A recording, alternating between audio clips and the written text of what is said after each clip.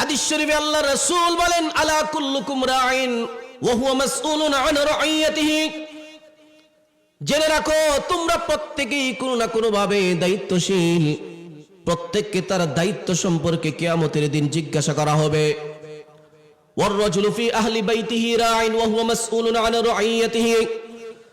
ঘরের প্রত্যেকটা অভিভাবককে জিজ্ঞাসা করা হবে, তার অধীনস্থ স্ত্রী ছিল, সন্তানাদি ছিল, তাদের কি হক সে আদায় করেছে, যথাযথভাবে হককে আদায় করতে পেরেছে নাকি বেইনসাফি করেছে, স্ত্রীর উপর অন্যায় করেছে, জুলুম করেছে নাকি যথাযথভাবে তার উপর ইনসাফ করেছে, জিজ্ঞাসা করা হবে।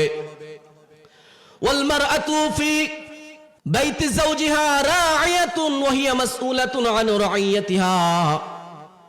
নবীজি বলেন, ঠিক তেমনি ভাবে ঘরের স্ত্রীও একজন দায়িত্বশীল, তাকেও তার